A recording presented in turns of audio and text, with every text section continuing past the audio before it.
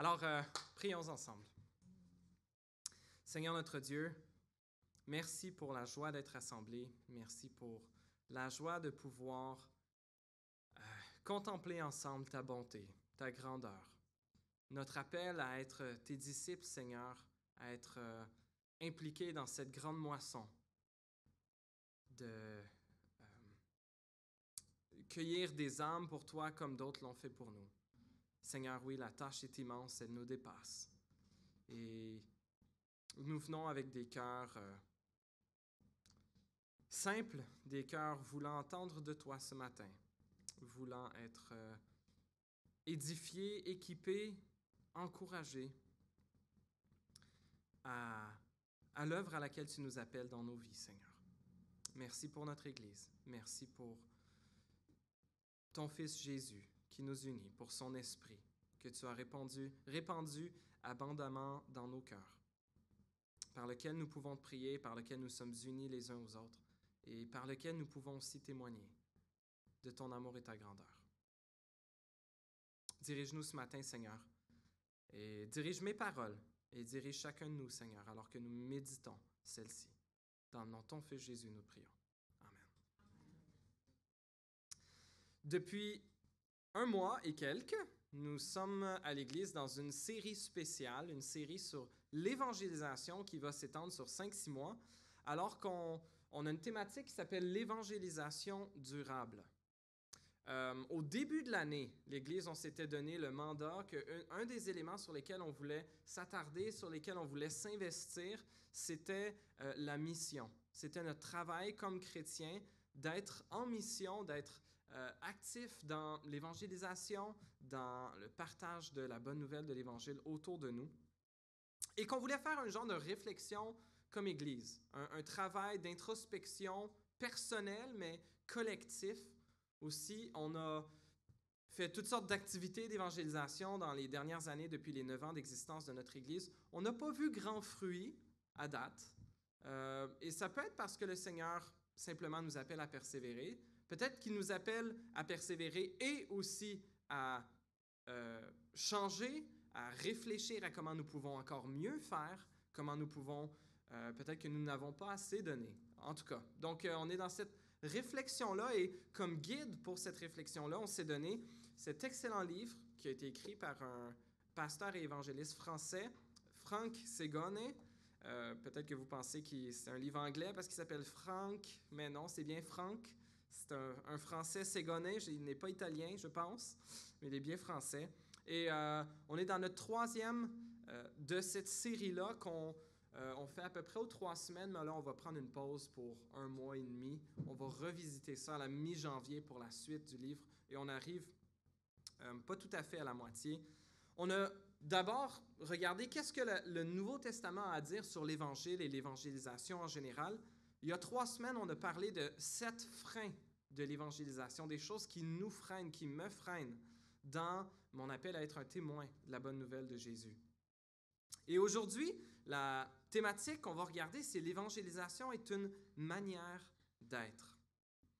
Certains d'entre nous, et dans l'Église, ça peut être facile de concevoir l'évangélisation comme une activité, comme un programme, comme quelque chose qu'on fait à un moment dédié dans la semaine ou dans le mois ou dans l'année. Voici les activités d'évangélisation, voici une activité d'évangélisation de notre Église. On a un budget attitré à l'évangélisation et pour investir en espérant que ça soit utile pour que des gens viennent à connaître le Seigneur Jésus et se joignent à sa famille. Mais ce qu'on veut considérer aujourd'hui d'une façon spéciale ce matin, c'est que l'évangélisation n'est pas tant une activité qu'une manière d'être. L'évangélisation ne se limite pas à des actions ponctuelles, mais elle est avant tout notre manière de vivre. On va voir 7 raisons qui sont nommées dans le livre. Mon message de ce matin va être un genre de résumé de ce qui est dans le livre avec certaines de mes réflexions personnelles additionnelles. Et peut-être que vous êtes ici ce matin, que vous n'êtes pas chrétien ou vous êtes en démarche, ou peut-être que vous nous écoutez sur Internet, puis ça peut sembler un peu distant l'idée, bon, ça c'est vraiment un message qui s'adresse aux chrétiens. Et c'est vrai, c'est vraiment un message qui s'adresse aux chrétiens. Mais peut-être qu'il va vous aider à comprendre pourquoi est-ce que comme chrétiens, c'est si important pour nous de faire connaître notre foi, de faire connaître Jésus. Et ou pourquoi ça devrait l'être. Et peut-être que ça va vous aider à considérer certaines des affirmations de Jésus, uniques. Et j'espère que ce message-là va être pour vous aussi. Cette raison, on va regarder ce matin donc des choses qui motivent notre évangélisation. Pourquoi nous voulons partager notre foi? Et aussi, comment sommes-nous rendus capables de partager notre foi? Pourquoi le faisons-nous et comment sommes-nous rendus capables de le faire? Parce que l'évangélisation est une manière d'être. Premier point, on évangélise, on partage la bonne nouvelle de Jésus. C'est ce que le mot évangéliser veut dire. C'est partager la bonne nouvelle, l'évangile, un mot grec qui veut simplement dire la bonne nouvelle. On évangélise parce que l'on est reconnaissant. Lorsque nous vivons une grande expérience, nous voulons la partager avec les autres. Dans 2 semaines, non, dans une semaine et demie, ma famille et moi, on va prendre quelques jours de vacances à Québec. On a loué un hôtel. On va être parti, on va être ici pour le dimanche, mais on va être parti les 3 jours d'avant, si ce n'est pas annulé par la maladie, comme certaines de nos activités cette semaine l'ont été. Mais Dieu voulant, on va se rendre à un hôtel, puis on va aller faire des activités à Québec.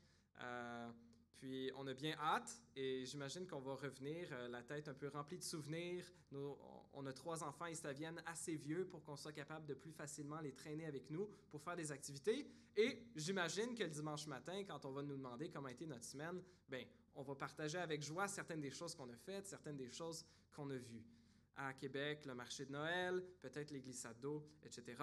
Et on va le partager naturellement parce qu'on va être reconnaissant, parce qu'on va être joyeux de cette occasion qu'on va avoir eue de partager des bons moments en famille, ou peut-être qu'on va avoir des mauvaises expériences ou des défis particuliers, puis là, on en parle encore plus. Ma femme et moi, on n'a jamais autant parlé de nos vacances où on a fait du canot avec un trajet qui était beaucoup trop difficile, avec un canot beaucoup trop lourd. En tout cas, des fois, quand on a des mauvaises expériences, on en parle plus. Philippiens 2,14, que Théophile nous lisait tantôt, là, qu'on ne se plaigne pas, eh bien, on est très bon à en parler quand on a des raisons de se plaindre. De se plaindre. Mais on évangélise et on partage naturellement lorsque l'on est reconnaissant.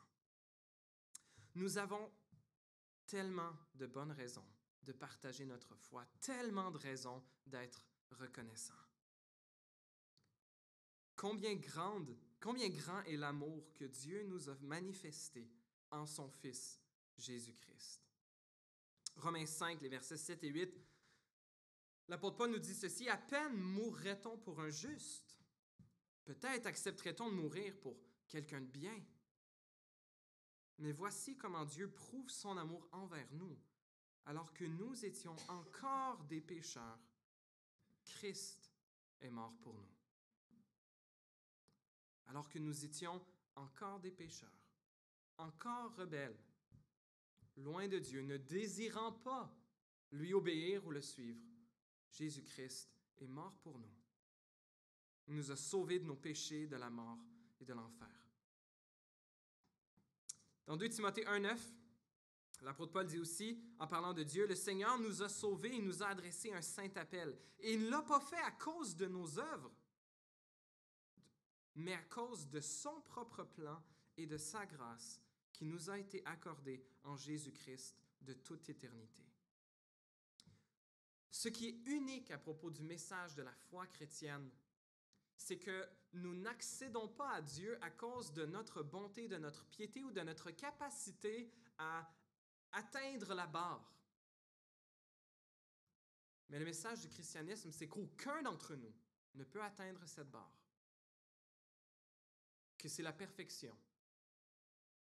Et que le seul moyen pour nous d'être reçus par Dieu, d'être acceptés par Dieu, c'est que Dieu lui-même atteigne la barre pour nous et nous hisse en haut avec lui. Et c'est ce que Jésus a fait par sa mort et par sa résurrection. Jésus a vécu la vie parfaite, que nous ne pouvions vivre, a subi le jugement que nous méritions pour nos péchés à la croix, et accorde à ceux qui réalisent qu'il est le seul moyen de salut, qui placent leur foi en lui et qui plient le genou devant sa seigneurie, l'accorde le pardon de nos fautes, une nouvelle vie, l'adoption dans sa famille, l'espérance de la vie éternelle. Nous avons tant de raisons d'être reconnaissants. Et la première raison, ou la première qu'on peut considérer ce matin, pour laquelle on partage l'Évangile, qu'on partage la bonne nouvelle de Jésus autour de nous, c'est à cause d'un zèle brûlant et passionné pour la gloire de Dieu. Nous ne pouvons demeurer indifférents face à ce que Dieu a fait pour nous. Deuxièmement, on évangélise, on partage la bonne nouvelle parce que l'on aime. Beaucoup de ces points-là, on les a chantés ce matin. On évangélise parce que l'on aime. Parce que l'on aime, en deux sections, d'abord parce que l'on aime Dieu. On parle naturellement des personnes et des choses qu'on aime. Frank Segoney mentionne dans son livre, « Lorsque l'on aime quelqu'un, non seulement ça se voit, mais ça se sait. » On ne pense pas à élaborer un plan de communication ou à développer une méthode pour communiquer sur ce que l'on aime. Cela vient du cœur. Il y a une douzaine d'années, lorsque je suis allé étudier à l'école biblique à Toronto, j'avais été jumelé, je venais d'arriver la première nuit avec celui qui allait être mon cochambreur pour l'année, mon ami Josh.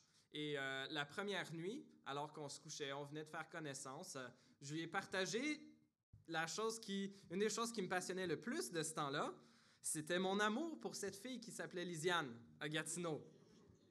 Et que j'espérais, à la fin de l'année scolaire, 8 mois plus tard, lui demander si on pouvait se fréquenter.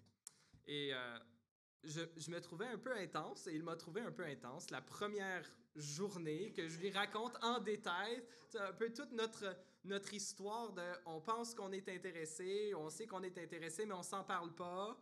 Et je me disais, bon, je vais être dans sa chambre pendant une année, aussi bien lui en parler maintenant. Mais ça venait du cœur, ça venait naturel. J'avais cette grande affection, ce grand amour pour cette fille-là qui n'était pas encore officiellement avouée, mais que je pouvais partager avec Josh. Et c'était pas difficile, j'avais pas besoin d'un plan de communication complexe. Ça venait naturellement parce que j'avais cette grande affection. Mon terme pour amour est un peu compliqué là, pour les relations. Ça a pris longtemps avant que je dise « bon, je t'aime, Alisiane ». Mais Jésus nous dit « c'est de l'abondance du cœur que la bouche parle ». Et si notre cœur est amoureux de Jésus, notre bouche en parlera naturellement.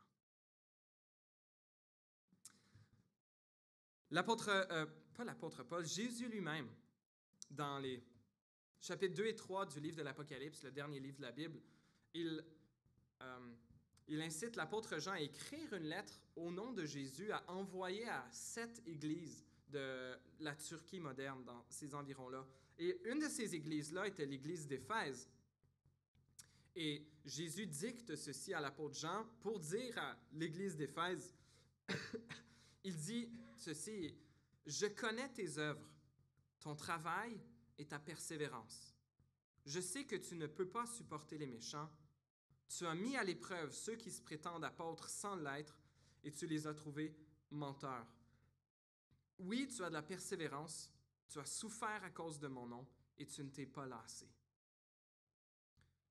Jésus écrit à chacune de ces églises-là, d'abord en soulignant quelque chose de positif. Je pense qu'il y en a juste une d'entre elles que Jésus n'a rien de positif à dire, mais il commence toujours en soulignant quelque chose de positif. Et cette église-ci a œuvré, travaillé, persévéré. Elle a osé reprendre les faux enseignants parmi eux qui étaient des menteurs. Elle a souffert à cause du nom de Jésus. Elle ne s'est pas lassée.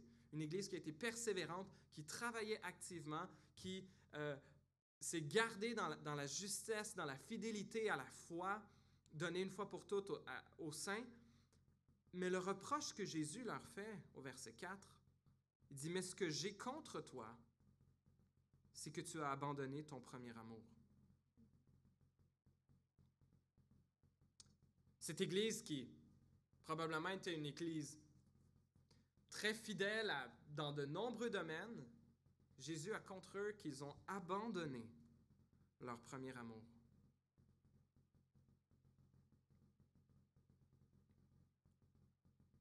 Et on ne peut pas être chrétien pendant plusieurs années sans se mettre à ressentir quelque chose de similaire. Que moi aussi, j'ai abandonné mon premier amour. Et le remède, pourtant, est simple et pas simple à la fois. C'est la repentance. Demander pardon au Seigneur. Chercher à revenir à ce premier amour. Ce premier amour pour le Seigneur Jésus. Notre amour pour Dieu est essentiel dans l'évangélisation, car c'est de la fraîcheur de cet amour que va dépendre notre amour pour nos amis non-croyants, mais également pour nos frères et sœurs dans la foi.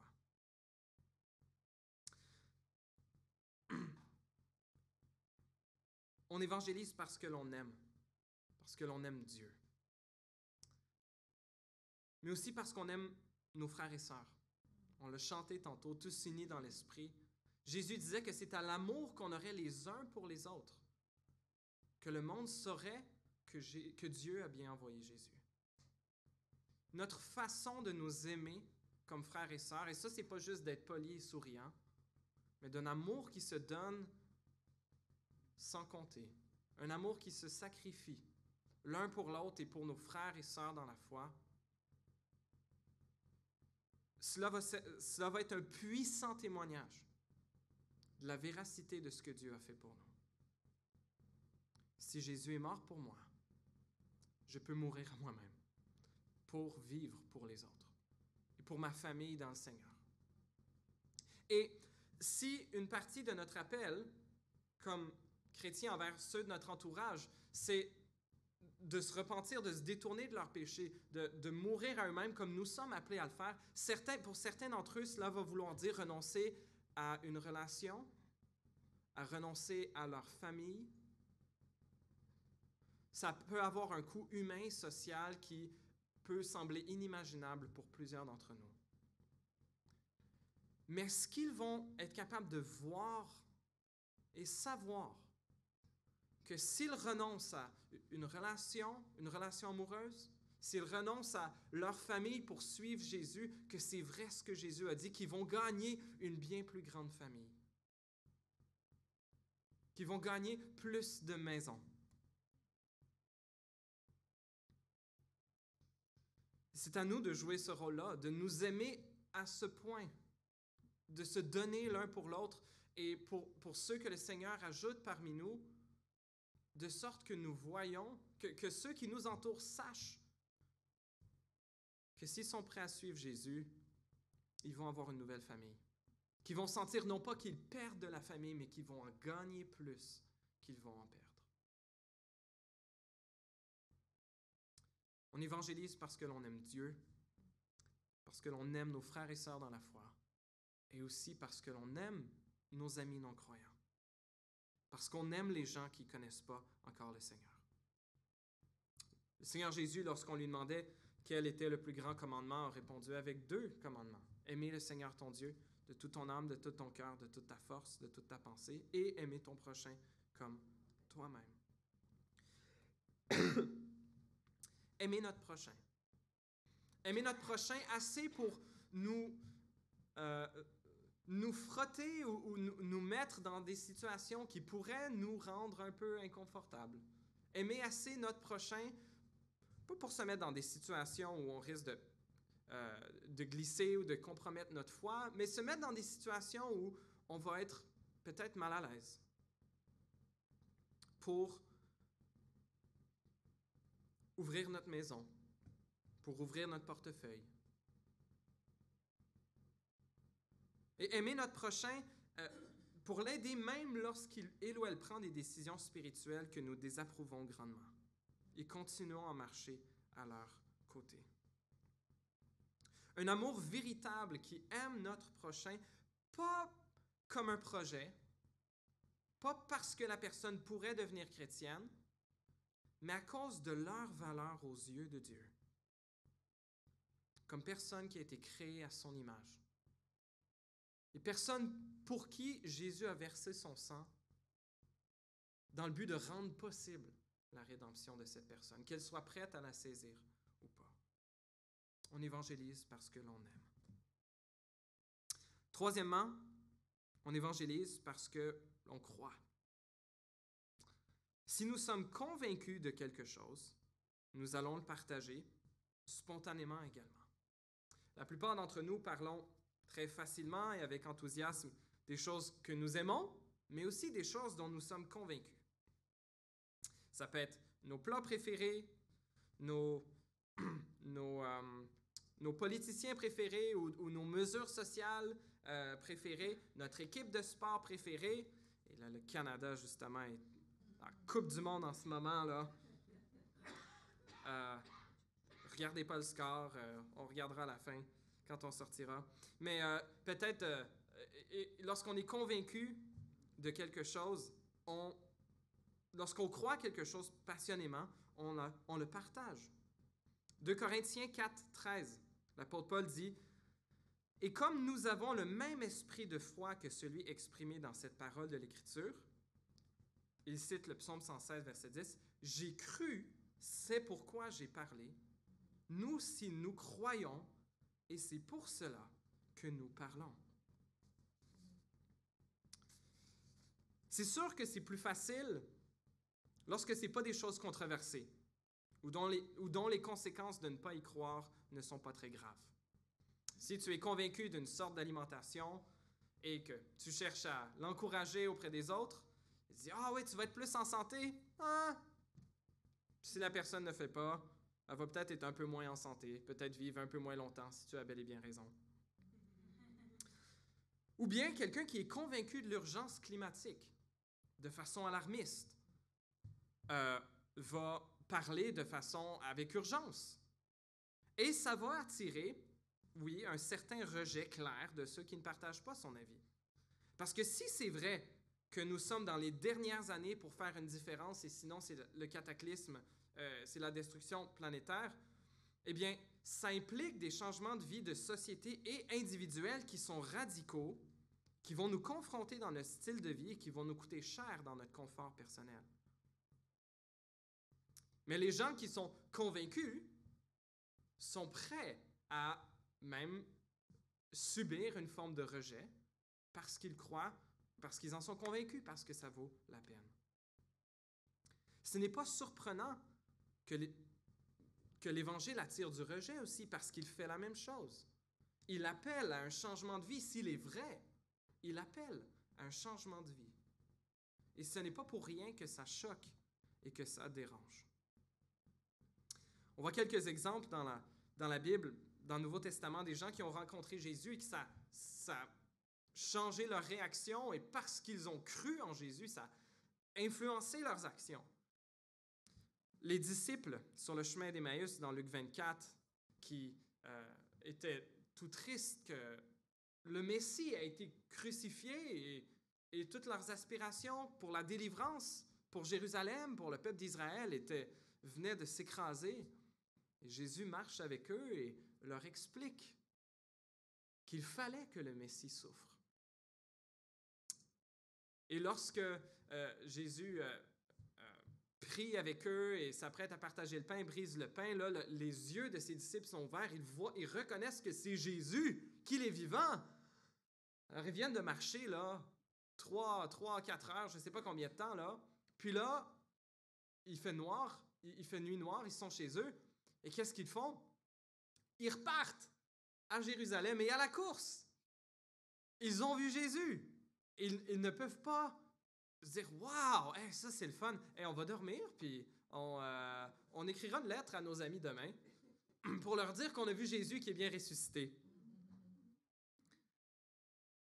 Ils ont vu, ils sont convaincus, ils ont eu cette expérience, ils ont vu Jésus. Alors ils repartent à la course pour le faire savoir à leurs amis, aux disciples, qu'ils ont vu Jésus vivant, qu'il est ressuscité et que dans le fond, c'était vrai, que c'était prédit par les prophéties que cela devait arriver.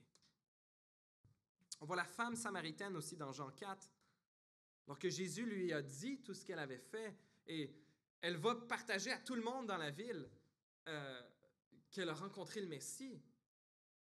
Et tous retournent convaincus que c'est vraiment lui le sauveur du monde. Les gens ont rencontré Jésus, ça a changé leur vie. Ils en parlent. Et si nous ne parlons pas, est-ce parce que nous ne croyons pas vraiment ou parce que nous demeurons partiellement incrédules? Peut-être entre autres avec ce 4e point. On évangélise, on partage la bonne nouvelle parce que l'enfer existe. Il y a de moins en moins de tabous dans notre société. Certains, c'est tant mieux. Les tabous qui baissent par rapport à la santé mentale, la dépression, l'anxiété, différents troubles, les troubles de santé mentale, etc. Et merci Seigneur pour ça. D'autres tabous, que peut-être que c'est partiellement bon, pas pour le meilleur, que ces tabous-là sont en train de disparaître. Mais la mort est un des derniers tabous de ce siècle. On peut parler de toutes sortes de choses à la radio, mais est-ce qu'on parle vraiment de la mort? On l'éclipse, on utilise du langage un peu très cosmétique pour parler de la mort. Pourtant, elle est réelle. Et c'est une des deux seules certitudes dans ce monde, comme on dit. Il y a deux seules certitudes, la mort et les impôts. Mais la mort est réelle. Elle va tous nous arriver, que ce soit bientôt ou que ce soit dans longtemps, mais elle peut arriver par surprise. Hébreux 9, 27 nous dit « Il est réservé aux êtres humains de mourir une seule fois, après quoi vient le jugement. » Plusieurs font des farces qu'ils préfèrent être en enfer qu'au ciel parce que c'est là que tous leurs amis vont être, puis que ça va être bien plus amusant. Mais Jésus ne voyait pas l'enfer comme ça. Il n'y a personne dans la Bible qui parle autant de l'enfer, avec une description aussi vivide et claire de la souffrance, que Jésus ne l'a fait. Jésus le voyait comme un endroit de souffrance sans plaisir, sans amitié. L'enfer signifie être totalement séparé de la miséricorde et de la bénédiction de Dieu, et ce, éternellement. Et tout ce qu'il y a de bon dont nous profitons maintenant, que nous en soyons conscients ou non en ce moment, sont des cadeaux de Dieu. Et en enfer, il n'y aura pas de cadeaux. La dualité ciel-enfer est très présente dans le Nouveau Testament.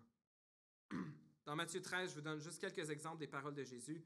Verset 40, Jésus dit « Tout comme on arrache la mauvaise herbe et on la jette au feu, on fera de même à la fin du monde. Le Fils de l'homme enverra ses anges, ils arracheront de son royaume tous les pièges et ceux qui commettent le mal, et ils les jetteront dans la fournaise de feu, où il y aura des pleurs et des grincements de dents. Alors les justes resplendiront comme le soleil dans le royaume de leur Père. Que celui qui a des oreilles pour entendre, entende. » D'ailleurs, dans Matthieu 25, Jésus dit « Lorsque le Fils de l'homme viendra dans sa gloire avec tous les anges, il s'assiera sur son trône de gloire. Toutes les nations seront rassemblées devant lui. Il séparera les uns des autres comme le berger sépare les brebis des boucs. Il mettra les brebis à sa droite et les boucs à sa gauche. Alors le roi, c'est le Fils de l'homme, c'est Jésus, le roi dira à ceux qui seront à sa droite, c'est Jésus qui dit ça, « Venez, vous qui êtes bénis par mon Père, prenez possession du royaume qui vous a été préparé dès la création du monde. » Au verset 41, continue, « Ensuite, il dira à ceux qui seront à sa gauche, « Éloignez-vous de moi, maudits. Allez dans le feu éternel qui a été préparé pour le diable et pour ses anges. » Verset 46 résume, « Ils iront à la peine éternelle, tandis que les justes iront à la vie éternelle. » Ces textes accentuent le contraste entre l'immense bénédiction dont les enfants de Dieu jouiront et la terrible malédiction que subiront les incrédules. Peu importe combien ça peut nous rendre mal à l'aise, la Bible nous dit clairement que l'enfer sera mérité. Il sera une juste punition à cause de la rébellion continue contre Dieu et le refus de croire en Jésus comme seul moyen d'être sauvé. La réalité de l'enfer, comme chrétiens, ne devrait pas avoir l'effet de nous faire voir Dieu comme injuste, mais au contraire, de considérer l'injustice du salut, de considérer l'immense grâce, que ce que nous méritons tous, justement, Dieu a choisi de faire grâce à ceux qui saisissent le salut en son Fils Jésus. Frank Ségonet mentionne le sermon d'un pasteur qui avait commencé son sermon en disant que son sermon avait 3 points. Le premier, c'est « Des millions de gens meurent et vont en enfer. » 2, « Ça vous est égal. » 3, « Certains d'entre vous sont plus choqués parce que j'ai dit que cela leur était égal que par la mort de millions de gens qui vont en enfer. » Et je fais partie de ces gens. Avec raison, nous ne désirons pas manipuler qui que ce soit par la peur et la culpabilité. Ce n'est pas la crainte de l'enfer qui doit nous pousser dans les bras de Dieu, mais l'acceptation de son amour. Mais nous ne pouvons pas balayer le sujet de l'enfer indéfiniment sous la table. Lorsque, avant de déménager à Montréal, l'année avant donc en 2012-2013, l'année avant que je déménage ici, le groupe de jeunes de l'église où j'étais, à l'église de Hall, s'était lié d'amitié avec un étudiant étranger français qui était venu pour 1 an, qui s'appelait Gabriel. Gabriel était probablement un agnostique, un croyant en Dieu, mais il n'était pas chrétien. Mais il était arrivé à Gatineau pour 1 an et il avait rencontré un peu par hasard mon jeune frère Daniel. Et il s'était lié d'amitié avec lui, puis avec beaucoup du monde du groupe de jeunes de l'église où on assistait. Il avait participé à des dizaines de discussions sur la foi, sur l'Évangile. Il était venu à l'église, il était venu au groupe de jeunes. Et il n'avait pas fait profession de foi. Il aimait, les chrétiens, il aimait ça se tenir avec la gang de chrétiens, mais il ne partageait pas leurs convictions. Il ne partageait pas nos convictions. Et il disait qu'il était devenu un sympathisant chrétien, mais il n'était pas devenu chrétien. Et la dernière fois que je l'ai vu, ça doit remonter à l'été 2013, il couchait chez mes parents et je couchais dans la chambre avec lui et mon frère Daniel. Puis, j'avais demandé à mon frère, est-ce que Gabriel, il sait ce qu'on pense à propos de son éternité? Puis Daniel m'a dit, tu lui demanderas. Puis j'ai posé la question, on était couchés, il faisait noir. C'est toujours les meilleures conversations quand on est couché. Mais je lui ai posé honnêtement la question. Je dis, Gabriel, est-ce que tu sais ce qu'on pense à propos de où tu irais si tu mourais? Puis il a dit, ouais, vous pensez que j'irai en enfer. Puis j'ai dit, tu sais qu'on veut pas ça pour toi. Mais je voudrais pas non plus que tu le prétendes comme pour nous faire plaisir ou comme pour nous rassurer. Ça me peinerait bien plus à long terme, surtout éternellement, de savoir que tu aurais faké la foi plutôt que tu as été honnête. Mais c'est une des rares fois que j'ai eu cette discussion-là avec un ami non chrétien. Puis, il n'est toujours pas chrétien. Je pense qu'il est toujours un sympathisant chrétien. Mon frère garde contact avec lui. Il est de retour en France. Mais on ne peut pas cacher la réalité de l'enfer. Et si elle est véritable, et si nous y croyons véritablement, elle va motiver nos actions et nos paroles. C'est sûr qu'on peut avoir un peu un sentiment d'impuissance, parce que même si on avertissait tout le monde, même si on allait dans la rue, un peu comme Jean-Baptiste, et dit « Le royaume de Dieu est proche, repentez-vous et croyez à la bonne nouvelle. Vous allez aller en enfer, etc. » Bon, même si ça ferait sûrement rien. Ça convaincrait probablement personne, et on risquerait d'être interné pour un délire religieux. Mais n'empêche que c'est réel. Peut-être qu'on doit considérer des bonnes façons de présenter notre foi.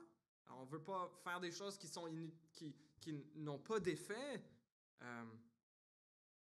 Mais si l'enfer est réel, et la Bible nous dit qu'il est vrai, et Jésus particulièrement nous dit que l'enfer est réel, alors cela doit inévitablement stimuler nos cœurs à l'amour pour les gens autour de nous. Est-ce que nous sommes des athées fonctionnels?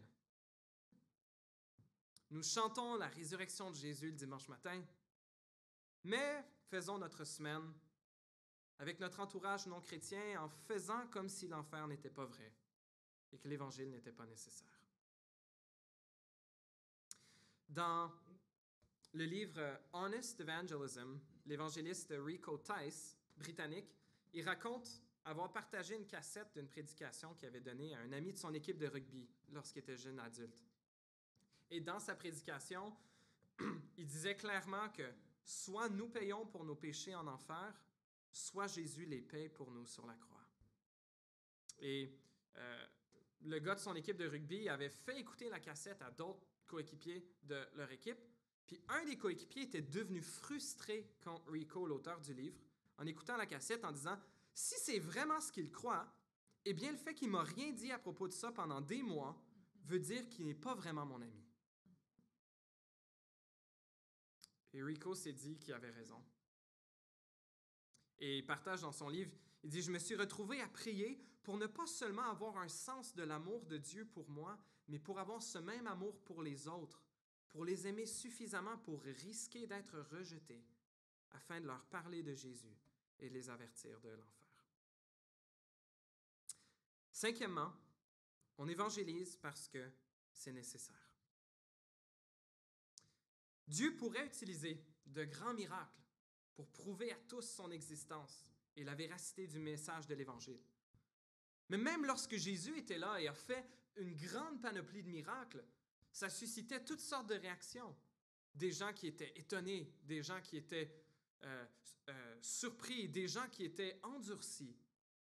Mais la quantité de gens qui croyaient, si on analyse tous les verbes, là, les réactions des gens, c'est minime, les gens qui croient devant tous les miracles. Dieu a choisi de sauver les perdus, non pas tant par des miracles ou par des songes, quoique Dieu peut utiliser ces choses, mais l'élément principal qu'il utilise, c'est l'annonce de l'Évangile. 1 Corinthiens 1, versets 21 à 24, il y a un texte qui est, je trouve, magnifique pour notre époque. L'apôtre Paul dit « Car puisque le monde, avec sa sagesse, n'a pas connu Dieu dans la sagesse de Dieu, il a plu à Dieu de sauver les croyants par la folie de la prédication. Les Juifs demandent des miracles et les Grecs cherchent la sagesse. Nous prêchons Christ crucifié. Scandale pour les Juifs et folie pour les païens.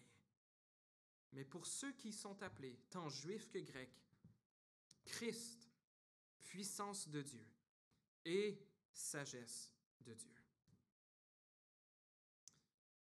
La présence de miracles dans la Bible, on voit accentuer la responsabilité des incrédules, mais ne les amène pas forcément à la repentance. Et il ne faut donc pas nécessairement s'attendre à ce que Dieu fasse des miracles pour authentifier notre témoignage, quoiqu'il peut le faire. Et il y a des endroits dans le monde et des époques où on dirait que Dieu le fait davantage, probablement pour diverses raisons. Mais Dieu a choisi de sauver les hommes et les femmes et les enfants par le message que nous annonçons. En Romains 10, 14, Paul dit, texte que vous connaissez peut-être bien, « Mais comment donc feront-ils appel à celui en qui ils n'ont pas cru? Et comment croiront-ils en celui dont ils n'ont pas entendu parler? Et comment entendront-ils parler de lui si personne ne l'annonce? » Nous évangélisons, nous partageons l'Évangile parce que c'est une nécessité. Parce que personne n'entendra parler de Jésus s'il ne l'aurait pas annoncé. C'est une nécessité qu'il y ait des croyants qui fassent connaître l'Évangile. en personne, oralement, ou par écrit, ou sur Internet, par des textes, par des vidéos, par des publications, par des émissions de télé, de radio, par toutes sortes de moyens. Mais si des chrétiens, d'une façon ou d'une autre, par des ministères d'évangélisation en ligne, un peu de masse, où chacun d'entre nous, dans notre vie tous les jours, ne partageons pas notre foi à un moment ou un autre dans nos relations, les gens ne pourront pas croire parce qu'ils n'auront jamais entendu parler. Sixièmement, comment nous sommes rendus capables d'évangéliser comme manière de vivre? Eh bien, parce que le Saint-Esprit nous en rend capables. Dieu a donné à ses enfants le Saint-Esprit. La troisième personne de la Trinité, Dieu lui-même qui vient habiter en nous pour nous rendre conscients de nos péchés, pour nous donner la foi que Jésus est le seul qui puisse nous sauver par son sacrifice à la croix, pour nous laver de nos péchés, pour nous régénérer, pour nous unir à Jésus, pour nous donner des dons spirituels et aussi pour nous rendre capables de témoigner. Acte 1, verset 8. Jésus dit à ses disciples, alors qu'il est à des minutes près de son ascension, de retourner au ciel, il dit « Mais vous recevrez une puissance lorsque le Saint-Esprit viendra sur vous, et vous serez mes témoins à Jérusalem, dans toute la Judée, dans la Samarie et jusqu'aux extrémités de la terre. » Le Saint-Esprit a été donné premièrement aux apôtres afin qu'ils soient des témoins du Christ ressuscité.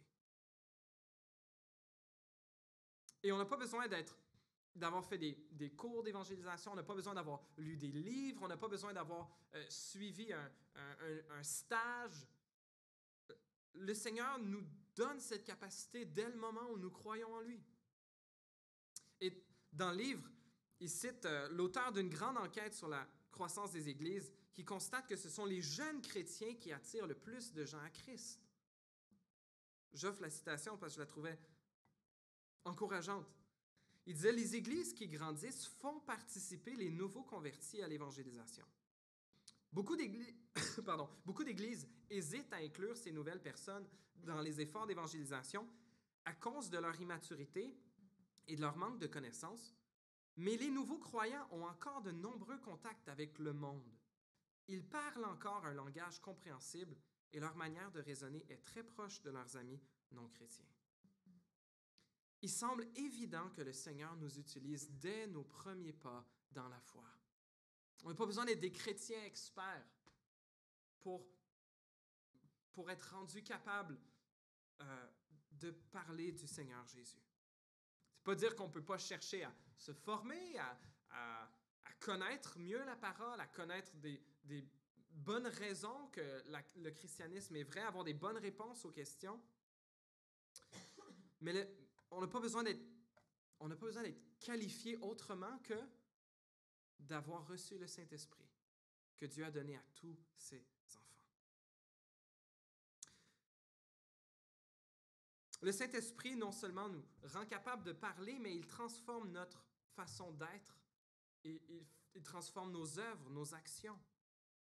Et nos œuvres, notre conduite sont une preuve importante de la véracité de nos paroles. Théophile le mentionnait tantôt. À l'amour dont nos actes sont empreints. Oui, la parole de Dieu est essentielle, car c'est par elle que Dieu sauve, mais elle doit être soutenue par nos actions, car sans elle, notre message sonne faux. Nous ne pouvons pas nous attendre à ce que notre vie seule, aussi sans des paroles claires d'Évangile, soit suffisante. Dieu a le point 5, l'annonce de l'Évangile est nécessaire. Mais est-ce que notre vie reflète cet amour de Dieu, cette transformation? Dernièrement, on évangélise parce que c'est notre identité. Je vais juste prendre une gorgée d'eau.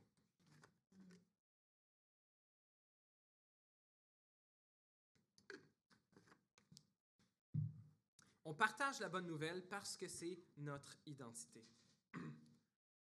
Dans le premier message, dans le premier chapitre, À la fin du chapitre, l'auteur nous parlait du fait, essayait de voir le nombre de fois dans le Nouveau Testament qu'il y avait un impératif, qu'il y avait un verbe à l'impératif, partagez votre foi, que Jésus le disait ou que Paul ou d'autres des apôtres qui ont écrit les épîtres disaient aux chrétiens de le faire, mais il y en a très peu des exhortations directes, des impératifs à partager notre foi.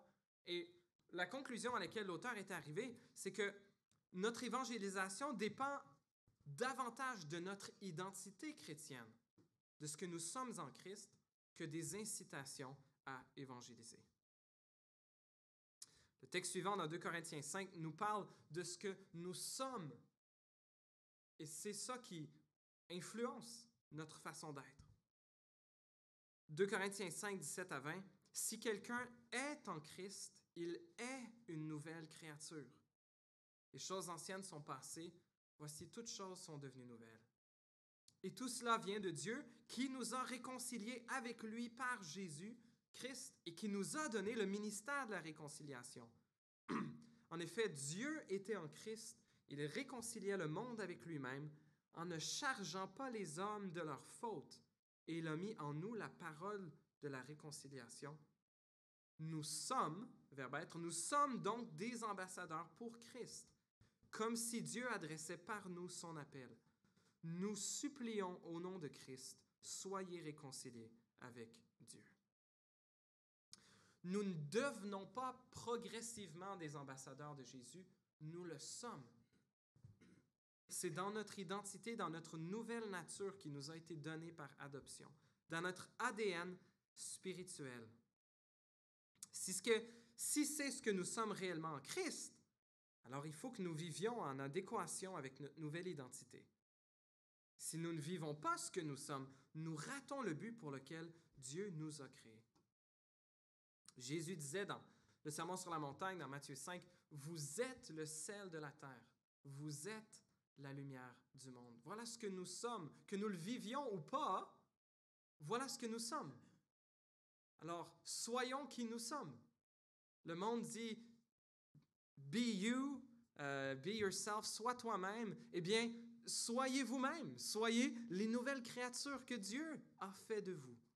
Soyez l'authentique vous, le régénéré, celui vers qui Dieu vous amène à être, la personne qui sera parfaitement sans péché, en pleine communion avec le Seigneur dans la gloire. Oui, soyez réellement vous-même, pas le vous-même, pas l'ancien vous, le nouveau vous que Dieu a transformé, que Dieu est en train de transformer.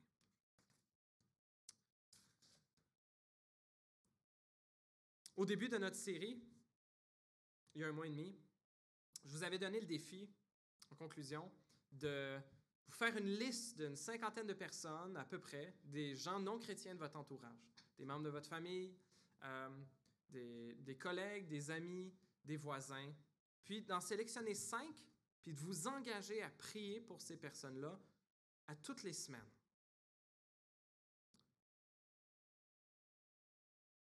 Je n'ai pas vu des miracles dans ma vie à date, mais j'ai vu un changement d'attitude dans mon cœur. Je vois que mon regard change avec la prière intentionnelle. À prier pour des gens que je croise ici au Centre Leonardo, je suis réjoui des petites opportunités que j'ai ici ou là, de juste avoir une conversation plus profonde que la température ou comment ça va ou la santé, des choses un peu plus personnelles. Et je me réjouis de ça. Je remercie Seigneur pour ça et ça m'amène à prier pour ça, pour que je puisse continuer à aller plus loin dans ces domaines-là. Chers amis, si nous sommes appelés à partager la bonne nouvelle, ça doit baigner dans la prière. Et la prière, Dieu, oui, change les choses à travers la prière, mais la première chose que Dieu change dans la prière, c'est nous. Dieu ouvre mes yeux aux opportunités. Dieu me rend excité des opportunités, aussi petites qu'elles soient, de pouvoir parler de ma foi autour de moi. Puis c'est pas de d'expliquer l'Évangile, la croix, la résurrection de Jésus à chaque fois. Non. Des fois, c'est simplement poser une question, avoir une discussion, écouter. L'évangélisation, et on va le voir à partir du mois de janvier, c'est pas juste expliquer le message central de l'Évangile, du péché, la rédemption en Jésus, sa mort, sa résurrection. Pour plusieurs, c'est un long processus, comme ça l'a été pour plusieurs d'entre nous. Et on veut être impliqué dans ce long processus de préparer la terre, de labourer la terre du cœur des gens que le Seigneur met autour de nous. Continuons à semer, à arroser, à arracher des mauvaises herbes. Et ça peut être un travail de longue haleine, et souvent ce le sera.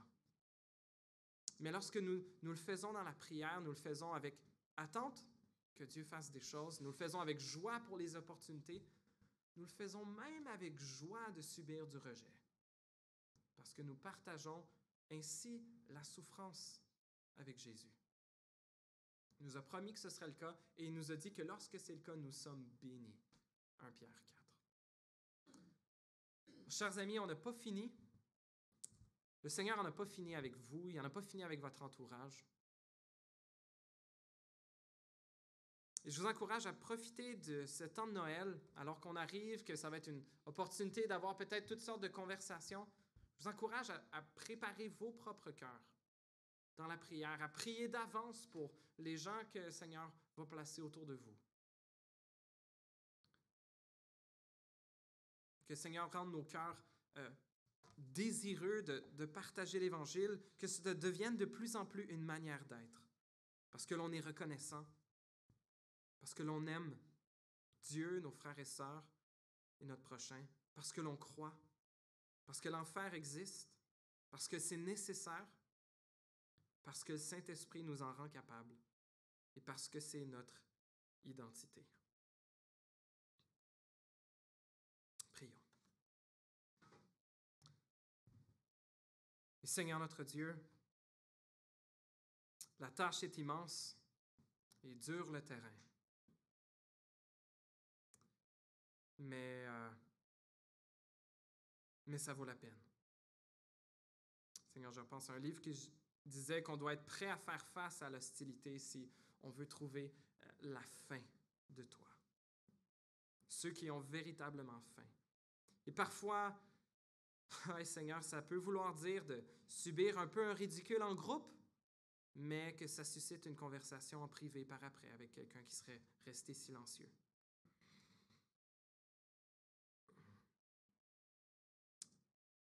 Seigneur, fais en nous cette œuvre. Aide-nous à être qui nous sommes. Qui tu as fait de nous, Seigneur. Fais grandir notre amour pour toi, notre amour pour notre prochain. Aide-nous à être fidèles dans la prière, Seigneur, à prier une fois par semaine au moins, Seigneur, pour ces personnes-là de façon intentionnelle.